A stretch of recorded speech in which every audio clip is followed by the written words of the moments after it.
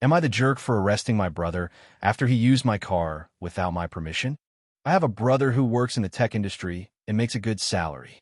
I work as a police officer, and while I don't make as much as him, I earn enough to pay my bills and cover my expenses. Over the years, my brother has made numerous comments implying that he's better than me. He often tells me that I'm just a crappy old cop and that I should be fired. I tend to take these comments personally, especially because I struggle with self-esteem issues, and it stings when he says this to me with that smug look on his face. He knows it bothers me. He has been arrested before, so he should know the gravity of his actions and what's acceptable behavior. A few days ago, I was hosting a graduation party for my niece, and he was invited. He had come to the party via Uber because his car was in the shop, which becomes important later. During the party, my brother mentioned that he was going outside to get some fresh air. I told him that was fine, and he stepped outside while we continued to hang out and enjoy cake. After about 15 minutes, my niece asked me to check on him and see if he wanted some ice cream. When I went outside to find him, I noticed my unmarked police cruiser was missing. I immediately called my brother, but he didn't answer. I texted him, but he left a message on read. I then contacted the non-emergency police line and requested them to track my vehicle.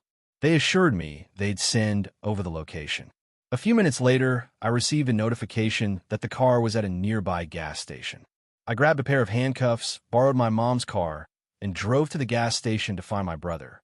When I arrived, I saw him walking out of the store carrying a plastic bag with chips and other snacks, items we already had plenty of at home. This irritated me because I had already spent money on the food for the party, and now he was buying his own snacks instead.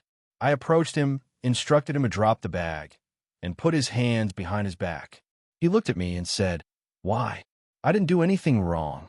Leave me alone." I walked up to him, took his hands, and placed them behind his back. During this, he resisted, and I accidentally dislocated his finger in the process. He started yelling, "Police brutality, and this isn't legal." I looked him in the eyes and calmly said, "I'm placing you under arrest for grand theft auto and resisting arrest." He immediately responded, saying, "That's not legal. You have to let me go. I'm your brother." I replied, "You don't treat me like your brother." And that's when he realized the situation. He started threatening to sue me for emotional damages and abuse. At that point, I called the non-emergency line again, gave them my badge number and name, and requested they send a unit to transport my brother. A few minutes later, a squad car arrived, and he was taken into custody.